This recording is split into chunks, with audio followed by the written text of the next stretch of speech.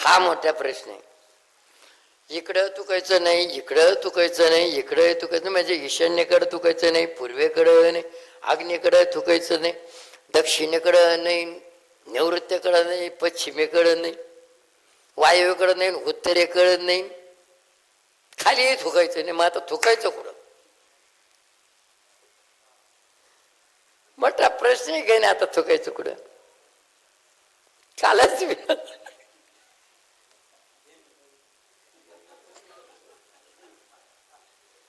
थुकायच्या खिशात.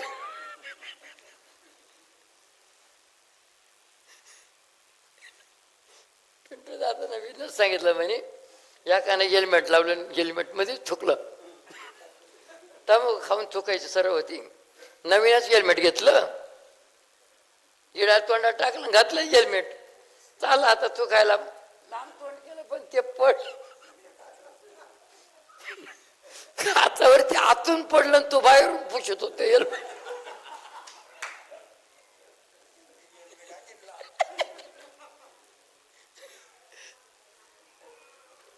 तर या 8 दिशामध्ये वेगवेगळ्या पद्धतीचे देवता आहे. 8 दिशांकडे पाहून थुकलं, त्या देवतेचा अपमान आहे. पण आपल्या शरीरात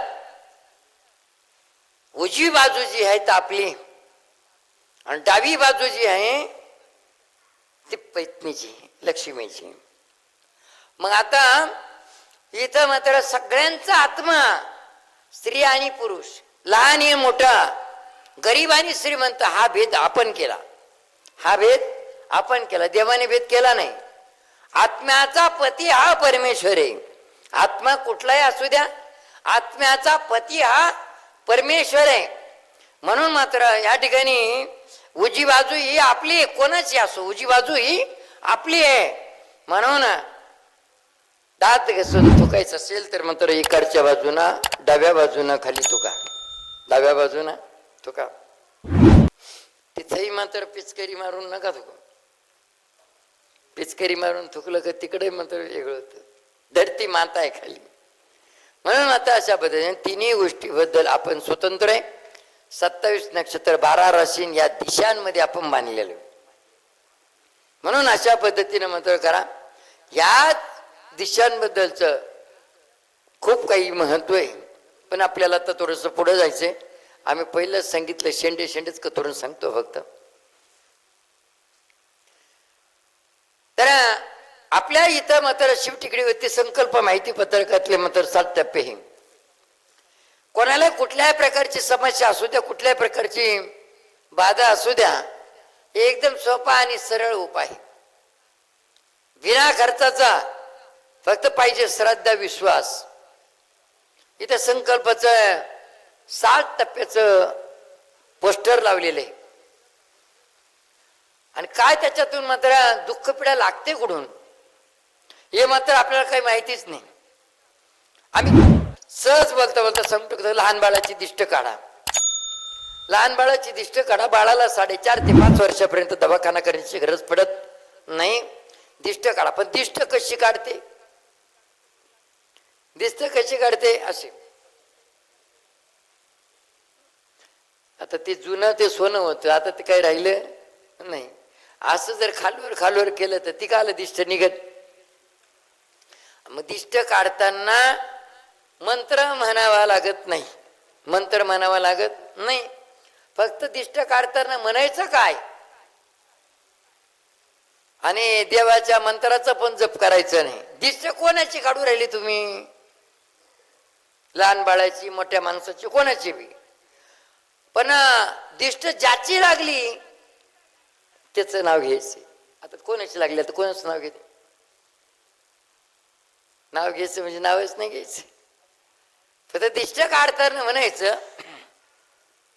आल्याची, गेल्याची, घरच्याची, दारच्याची, काळ्याची, गोऱ्याची, भूत्याची, खेत्याची, हेटाळाची, चल्लाळाची, ताण्याची, टोण्याची, करणी, कवटाळाची, भूत्याची, खेत्याची. दिष्ट जळून जाऊ. आता तुम्ही जर म्हणले बा आल्याची, गेल्याची, आणि घरच्याची दारच्याचीच असली मग ते म्हणले घरच्याची दारच्याची भूते खेतीचीच असली मग ते म्हणले भूतेची खेतीची टाण्या टोण्याचीच असली मग ते म्हणले टाण्याची टोण्याची काळ्याची गोऱ्याचीच असली मग म्हणजे इथेही मात्र सगळं लिहून घ्यायचं वाचून का म्हणत नाही पण अशा पद्धतीनं म्हणा आणि मग मात्र पा बरं काय अनुभव येत होतो तशाच पद्धतीनं मात्र संकल्पाच्या पिढा लागते कुठून हे मुद्दे घेतलेले तुमच्या घरामध्ये व्यवस्था व्यवस्थित नसेल ना पिढा तिथून लागते काही गोष्टी सहज कळतात तुम्हाला साखर पडली तर तुम्ही म्हणा चटकन उचला मुंग्या होतील साखर पडली तर तुम्ही म्हणा चटकन उचला मुंग्या होतील हे कळतं तुम्हाला घाण पडली तर चटकन उचला माशा होतील हे तसंच मात्र शास्त्र पद्धतीनं घरातली व्यवस्था असली ना देवाच्या शक्तीला शोधायची गरज नाही देवाची शक्ती तुम्हाला शोधत शोधत तुमच्या घरी येईल आणि घाण माशा केर कचरा पडला तर तिथं जशा माशा येतात तशा पद्धतीनं शास्त्राच्या विरुद्ध घरातली व्यवस्था असली ना आसुरी शक्तीला आमंत्रण देण्याची गरज नाही आसुरी शक्ती तुम्हाला शोधत शोधत तुमच्या घरी येईल मग इथंही शास्त्राचं एक काना काढला शस्त्र शास्त्राचं एकच काना काढायचं ना फक्त शस्त्र आणि शस्त्र म्हणजे काय चाकू सुरू कोयता बिता तलवार बिलवार बाले बिली असं नाही शस्त्र म्हणजे काय नुकसान नुकसान नुकसान शारीरिक स्वास्थ्य नाही शांती नाही ह्या गोष्टी म्हणजे शस्त्र म्हणून मात्र शास्त्र पद्धतीनं मग आता याच्यातच मात्र म्हणून पहिला टप्पा आहे घरातल्या जागेत जे दोषबाधा असेल ती नष्ट हो दूर हो दुसरा टप्पा आहे कळत न कळत आपल्याकडून एखादी वस्तू ओलांडण्यात आली एखादी वस्तूवर ती पाय पडला असेल किंवा ती वस्तू पायाने ठोकरली असेल तर ती दोषबाधा नष्ट हो दूर हो झाला दुसरा टप्पा इथंही मुद्दा आहे एक वस्तू कोणती ओलांडण्यात येईल कोणत्या वस्तूवरती पाय पडेल आपला कोणती वस्तू ठोकरला जाईल कागदपत्राला लावायची फी नाही तिला पाठीमागून बोंड असतं ती जर आपल्या जाण्याच्या रस्त्यात पुढे टाकली ना जशी हत्तीला एवढी एवढी मुंगी मारते ना ती कागदपत्राला लावायची फी आपल्या जाण्याच्या रस्त्यात टाकली ती ओलांडली ती ठोकरली किंवा तिच्यावरती कळत नकळत पाय पडला करोडोची इस्टेट तुमची शून्यात येईल करोडोची इस्टेट तुमची शून्यात येईल चक्र उलट फिरून जाईल तशाच पद्धतीनं काही गोष्टी मात्र जसं आता आपण कधी कधी सांगतो गाडीला बिबा 7 लवंगी मिरच्या आणि निंबू हे बांधलेलं असतं आता ते बनवताना काही मंत्र विंत्र नाही म्हणत ते काय काय काय वळता वळता जर बोटात सुई शिरून गेली ना ते शिवाय देतील ते पर त्या तिन्ही वस्तू एकत्र आल्या आसुरी शक्ती कॅच करण्याची शक्ती असते दृष्टीदोष आकर्षित करण्याची शक्ती असते म्हणून आपण घराला गाडीला दुकानला गुराढोराच्या गोठ्याला ह्या पद्धतीनं मात्र जिथं तिथं मात्र आपण ह्या वस्तू बांधतो परंतु कधी कधी ह्या वस्तू मात्र सुकून जातात आणि ती शक्ती याच्यामध्ये असते गाडी पुसतो म्हणून ह्या वस्तू पुसत नाही पण कळत नकळत ह्या वस्तू पडल्या आणि याच्यावरून गाडीचं टायर गेलं तर गाडी बिघडायला लागून जाते मग गाडी बिघडते त्यावरून टायर गेलं तर गाडी बिघडते ना आपला पाय पडला तर का म्हणून आपली तब्येत बिघडणार नाही मग असंच जे काही केलं आहे तर ते जर समजा तुमचं शारीरिक स्वास्थ्य बिघडावा याच्याकरता केलं असेल तर मात्र तुमचं घरामध्ये वादविवाद होता त्याच्यासाठी केलं असेल किंवा अपयश यावा त्याच्यासाठी जर केलं असेल तर मात्र तुम्हाला लक्षपूर्वक का या गोष्टी एका महिन्यामध्ये किती वेळेस घडणार आहे एका महिन्यात वार राहते 4 एका महिन्यात नक्षत्र राहतं एक, एका महिन्यात तिथी राहते 2, एका महिन्यात योग राहते 2, मग वार 4, नक्षत्र 1 5, तिथी 2 7 आणि योग 2 9. एका महिन्यात तुम्हाला 9 वेळेस नंतर तकलीफ होणार. आजारपणासाठी असले तर एका महिन्यात 9 वेळेस तकलीफ होणार. भांडणं होण्याकरता जर असले तर एका महिन्यात 9 वेळेस भांडणं होतील आणि 1 वेळेस भांडणं झालं तर त्याचा राग 3 दिवस राहील. आज तब्येत बिघडली तर याचा प्रभाव 3 दिवस राहील. अपयश आलं म्हणून मात्र जर समजा ती वस्तू ओलांडली तसं म्हणजे अपयश येवा, तुमचा मागचा पोल पुढे पडू नये याच्याकरता जर ती वस्तू असेल तर तुम्हाला एका महिन्यात 9 वेळेस अपयश येणार आहे. आणि ती अपयश पचवण्याची शक्ती पण आपल्यामध्ये पाहिजे बरं का. नाही तर काही काही भरतीला गेले तिकडं अपयश आलं, तिकडेच गाडी खाली अंग टाकून जीव देऊन दिला. अपयश पचवण्याची शक्ती पण आपल्यामध्ये पाहिजे. म्हणून अशा पद्धतीनं दुसऱ्या टप्प्यात कळत नकळत आपल्याकडून एखादी वस्तू ओलांडली असेल, एखाद्या वस्तूवरती पाय पडला असेल तर ती दोषबाधा नष्ट हो दूर हो. तिसरा टप्पा आहे. तिसऱ्या टप्प्यामध्ये कळत नकळत कुठं खाल्ल्या पिल्यात आला असेल तर ती दोषबाधा दूर हो. सगळेच आपले असे म्हणायचं नाही, जन्म देणारी आई आणि वडिलांशिवाय आपलं कोणी नाही. तुम्ही युट्यूबला फोनमध्ये पाहत असेल, युट्यूबला फोनमध्ये पाहत असेल, अहो यामध्ये पत्नी सुद्धा पत्नीला विष देऊ शकते. पती सुद्धा मात्र पत्नीला विष देऊन मारू शकतो. हे युट्यूब मधला पाहिलं असून फोन मध्ये. दुनिया इतकी बिघडली ना, कोणीच कोणाचं नाही. पण जन्म देणारी आई, आपण सहज म्हणून जातो आईला सर्प झाला तरी प्रिय असतो, पण खरोखर ती मन सत्य आहे. कसंही असू दे येडं वाकडं, पण त्या आईला ते प्रियच राहील. आई वडील आणि देवाशिवाय आपलं कोणी नाही. ही गोष्ट कधीच विसरत नाही. विश्वास ठेवाल तर फक्त आई वडील आणि देवावर विश्वास ठेवा, बाकीचे कोणावर विश्वास ठेवू नका. शेजारी सुद्धा एका ताटात जेवणारा घास मोजतो आपल्याले, तर दुसरीची काय घेत आहे. म्हणून अशा पद्धतीनं इथंही मात्र कदाचित कळत नकळत कुठं खाल्ल्या पिल्यात आला असेल तर ती दोषबाधा दूर हो, नष्ट हो. तिसरा टप्पा. चौथा टप्पा आहे आपल्या घराच्या परिसरामध्ये 150 फुटाच्या अंतरामध्ये वड, पिंपळ, उंबर, आंबट चिंच, रोय, बोर, बेलाचं झाड, काटेरी बाबूळ आणि चिकाची झाडं, या झाडाच्या साह्याने सुद्धा आपल्या पाठीमाग पिढा लावता येते. वड, पिंपळ, उंबर, आंबट चिंच, रोय, बोर, बेलाचं झाड, काटेरी बाबूळ, चिकाची झाडं म्हणजे पपई पण आली. हे झाडं 150 फुटाच्या अंतरात तुमच्या फॅक्टरीच्या कारखान्याच्या बाजूला, तुमच्या घराच्या बाजूला, वट्याच्या बाजूला, अशा पद्धतीने एखाद्या हाफीजच्या बाजूला असलं तर दुश्मनाला, तुमच्या शत्रूला तुमच्या घरात येण्याची गरज नाही. हा चौथा टप्पा.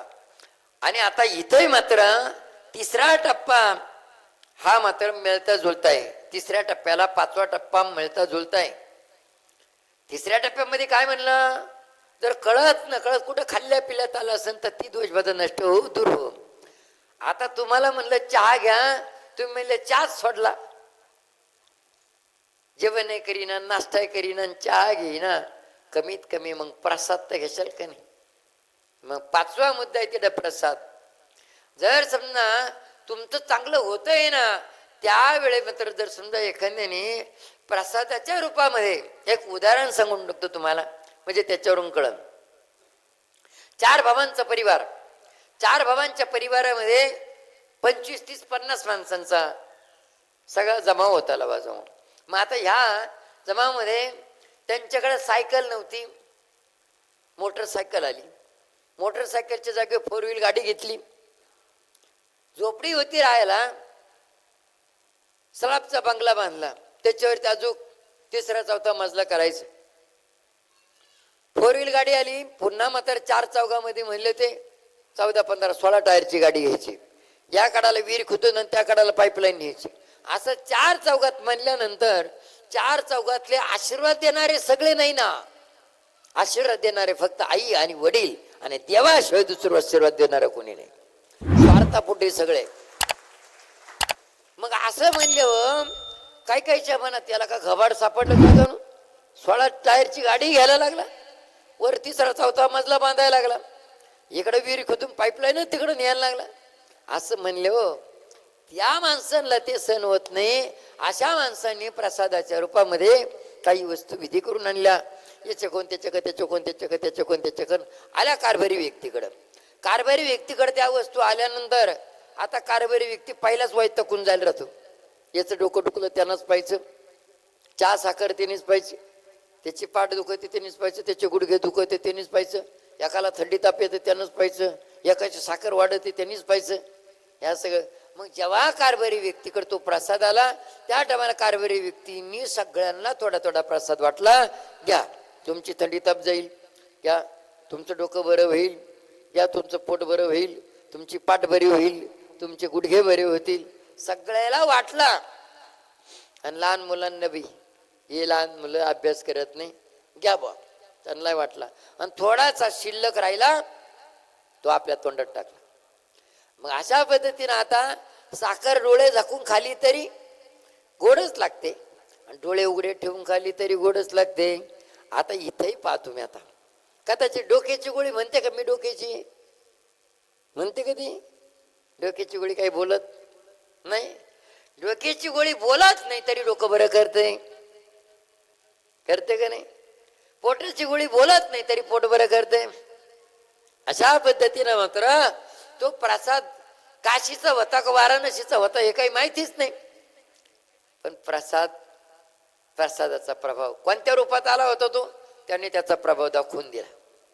कालांतराने कारभारी व्यक्ती मात्र काम सांगायचं ना, हे म्हणायचं कारभारीवानी नुसतं फिरवतो मामालाच काम सांगतो, हे काही काम करीना ना. आता काम जर करीना तर मग आता काही 4 व्हील गाडी, ते 16, 14, 15 टायरची गाडी काय फुकट येईल, आता जत्रा तरी येईल का. 3रा 4था मजला का होईल, या कडाला विहीर खोदून त्या कडाला पाईपलाईन का होईल, बसून राहिले हो. आता कारभारी व्यक्ती उद्धरील काय, कोणी काम करीना ना. लहान मुलांना म्हणलं अभ्यास करतं, ते म्हणतं करीन तर करीन, तर घरी बसल. हा प्रसादाचा प्रभाव झाली नाही. कारभाऱ्याच्या व्यक्तीला चटवाक्याला डोकेदुखी, कोणी काम करीना कोणी काम करीना, कारभारी व्यक्तीवरच भांडायचे.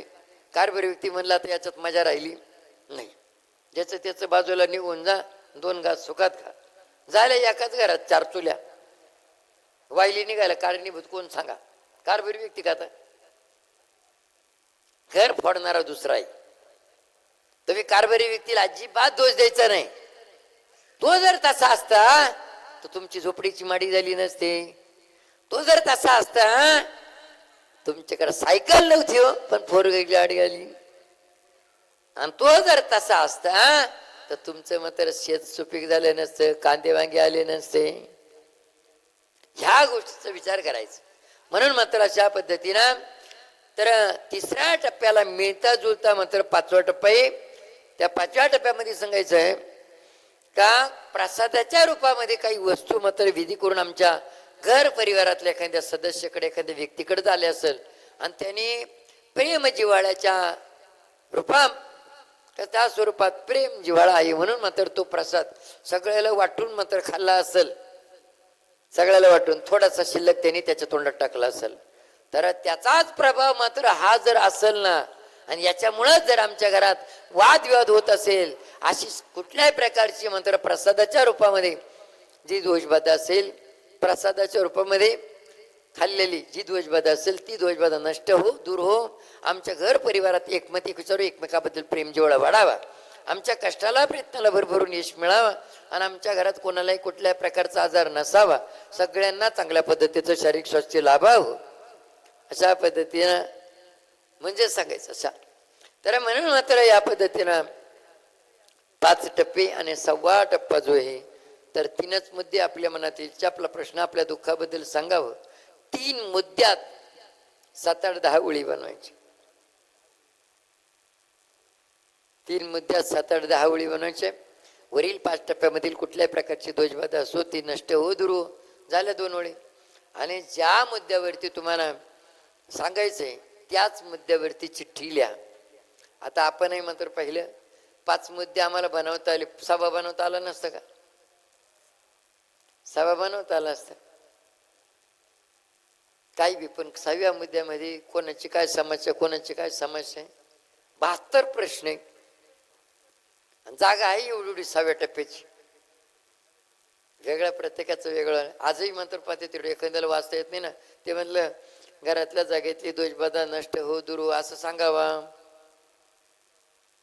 ते मागचं म्हणतंय घरातल्या जागेतली दोषबाधा नष्ट व्हा असं सांगावा. मग आता कोणी देवानं सांगायचं काय? सांगणार त्याला असं सांगावं काही म्हणायची गरज नाही ना.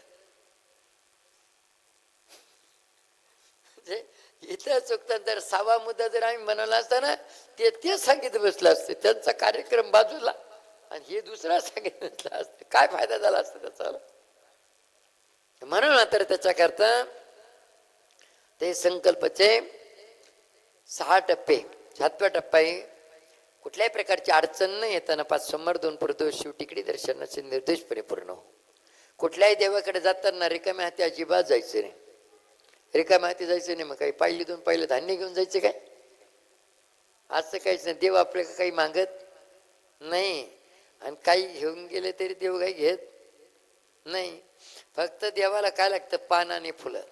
तुमच्या कष्टातून माता भगिनींनी मात्र आपल्या कपाळाचं कुंकू, हळद कुंकू, तांदूळ, अगरबत्ती, फुलं मिळाले तर फुलं, गोड शेंगदाणी, तेच नाही मिळालं तर साखर, नाही मिळाले तर काही तर तसेच या. काय चिंता नाही. इकडे कुठल्या तरी झाडाला मात्र दर्शन करून पानं तोडून घ्या या पद्धतीनं. पण ह्या पद्धतीनं हिचं अगरबत्ती, कापूर या पद्धतीनं मात्र वस्तू घेऊन यायचं. जसं मात्र एखाद्या वेळेस आपण बाहेर कुठंतरी गेलो आणि बाहेर कुठंतरी गेलो ना, आपले थोडेसे नातूपंतू आहेत, आपण तिकडून आल्याबरोबर मात्र लगेच नातूपंतू पळत आली. आपण मात्र नातूपंतासाठी थोडेसे बिस्किट गोळ्या खिशात घालून आणले होते. त्यांच्या हातामध्ये गोळ्या बिस्किट दिल्यावर किती खुश झाले असून, काय आनंद वाटत असेल त्यांना. तसं देव जर तुमच्या कष्टातून मात्र तुम्ही काही थोडं जर आणलं तर देव किती खुश होत असेल, किती खुश होत असेल देव. काय सांगावं त्याचं वर्णन नेमकं. काय लागत नाही देवाला. श्रद्धेने मात्र तुम्ही जे अर्पण करणार त्या पद्धतीनं. आता हेच अनुभव घ्या ना. खरोखर मात्र जर समजा तुम्ही गावावरून आले आणि तुमचा नातू मात्र बोलत आला, तुम्ही जर चॉकलेट बिस्किट काढून जर दिलं तर काय आनंद वाटतच. तशाच पद्धतीने देव आपली वाट पाहत असतं बरं. आणि तुम्ही रिकाम्या हाती गेली ना, देव मग काय करतो? आपल्याला सटक फटक पूजा आणि पटकन आशीर्वाद असं काय. म्हणून मात्र या पद्धतीनं इथं अडचणीचे दिवस पाळायचे. ह्या गोष्टी कोणाला माहितीच नाही.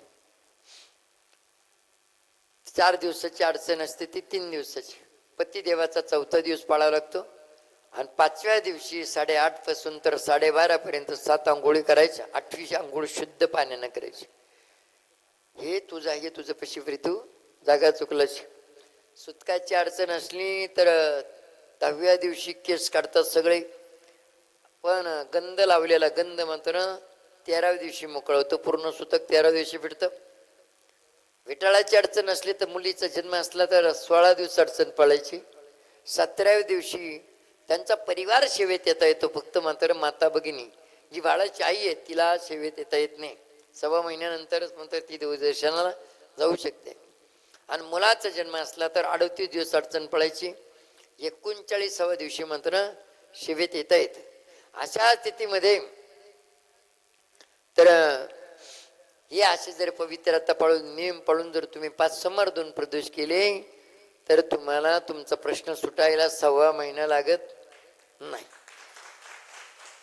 पण आम्ही काय सांगतो तुम्हाला बोलतो जे एखादं उठत उभं राहतं ते सांगतं का?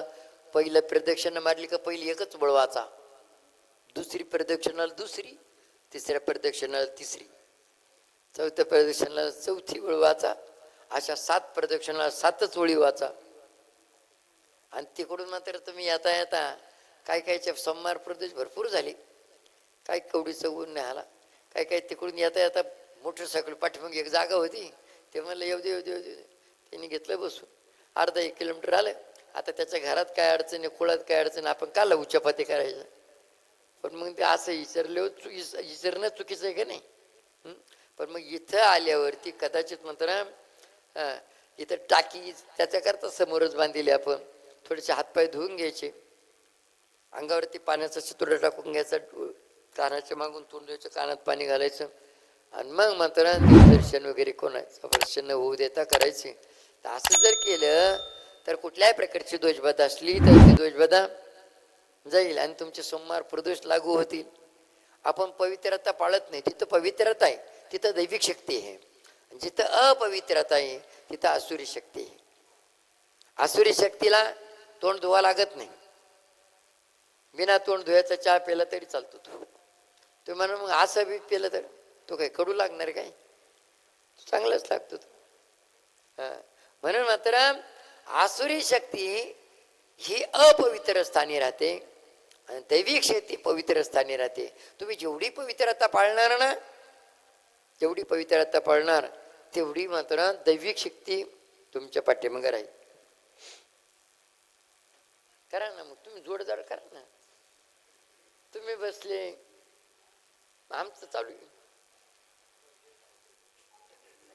चालू करा ना. तुम्हाला आम्हाला तुमचं ऐकायचं.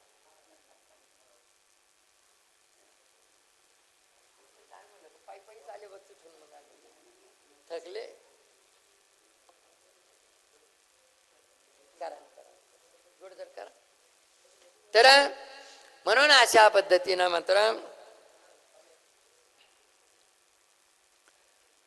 तर याकरिता अनिल दादा माहिती देत ना. तर या पद्धतीनं मात्र हे संकल्पाचे 7 टप्पे इथं भरपूर आहे मात्र.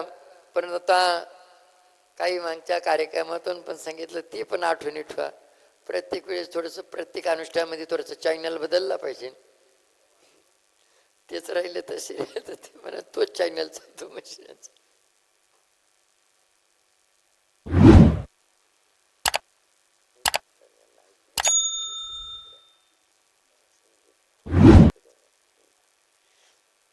म्हणून या पद्धतीनं आता इथं मात्र आजच्या मुद्द्यावरती आणून ठेवलं तुम्हाला. आता नेमकं शेती व्यवसाय, शेती व्यवसाय पर्यंत का. शेती व्यवसाय आपल्या सगळ्याच्या जीवनामध्ये महत्वाचा आहे. प्रत्येक जण मात्र शेती करतं, पण शेतीला सुद्धा माझी काळी माय, माझी काळी माय, माझी काळी माय, माझी काळी माय. पण माईसारखं मात्र काय आदर मात्र कोणी करत नाही. माईसारखं आदत करत नाही. आणि तंबाखू तोंडात ठेवल्याशिवाय काम होत नाही. त्यामुळे तंबाखू जर खाली नाही तर कामच होत नाही. अशी कुठली एलर्जी काय माहिती त्याच्यामध्ये. या का म्हणलं तंबाखू जर सोडली तर जगूच शकत नाही. तंबाखू सोडली तर जगूच शकत. तो कार्यक्रम येणच झाला. मला म्हणलं भाऊ तंबाखू सोडली भाकर असली तरी, तंबाखू सोडली भाकर असली तरी जगू शकत नाही. आणि तंबाखू असली भाकर जर नसली तर जगन म्हणे. म्हणजे पहा आता कार्यक्रम हा, तंबाखू असली आणि भाकर नसली तरी जगल, आणि तंबाखू नसली भाकर असली तर जगणार नाही.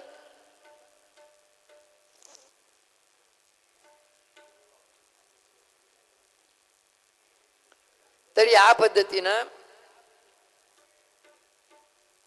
म्हणून आज मात्र सुंदर असे गायक मंडळ मात्र या ठिकाणी आलेले. थोडस आपण मात्र भजनाचा पण आनंद घेऊया. या ठिकाणी आपल्या अंतकरणामध्येच अशी एक शक्ती आहे.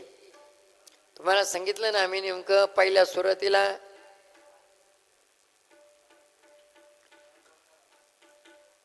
का जो भजन संगीत वाजत असताना असं थोडस डुलला का समजायचं की त्याचं मशीन थोडस डिल्लय हाय. मोकळं ओरिजिनल करायची ते फॉरलिंग करायची काही गरज नाही. नाही तर मशीन गच होऊन जातं ते खुटखुट खुटफुट खुटफुट खुटाकडे वाजत ते त्याची फायरिंगच वेगळी राहते. इकडं शिका येईल, इकडं खोकला येईल, समजायचं ते मशीन गच झालेले. पण इथं जर समजा भजन पूजन चिंतन असं चालू असताना आरतीच्या नंतर हरे राम हरे कृष्ण कृष्ण कृष्ण हरे असं म्हणत असताना, नाम जप करत असताना, ओम जनार्दनाय नमः ओम जनार्दनाय नमः असं म्हणत असताना जे नाचतील ना त्यांचं मशीन ओव्हरऑलिंग होईल, त्यांचं मशीन ओव्हरऑलिंग होईल. 7 दिवस तुम्ही ऍडमिट आहे. 7 दिवस जर समजा तुम्ही दवाखान्यात ऍडमिट राहिलं ना, दररोज एक नर्स इंजेक्शन टोचिती, दररोज एक डॉक्टर इंजेक्शन टोचितो. तो येतो, तो वेगळ्या गोळ्या देतो, ती येते, ती वेगळ्या गोळ्या देते. काय सगळा कार्यक्रमच. पण इथं 7 दिवस तुम्ही ऍडमिट आहे. इथं मात्र फक्त आनंदाने डुला, फक्त आनंदाने, बस आनंदाने डुलता डुलता डुलता डुलता गाडी ओव्हरऑलिंग होऊन जाईल. आणि मग एकदा चालू झाली का मग काय ओव्हरऑलिंग करायची काही गरज नाही. बॅटरी चार्जिंग झाली. हो, आताच पाहिलं ना आपण, कालचीच गोष्ट पाहिली की नाही. गाडी चालू होईना ती एकदा लुटून दिली मग चालू झाली तर तिचं चार्जिंग झाली ती. तसं आपलं सुद्धा कुठंतरी मात्र थोडस असं शरीर हलवलं पाहिजे. आपण ज्या टायमाला आरती करतो ना, भुपळी म्हणतो ना, भुपळीच्या टायमाला सुद्धा भस्मले पुनी असं म्हणणं, असं केलं पाहिजे. असं भस्मले पुनी पवित्र मे विळे स्वामी जनार्दन. काही तर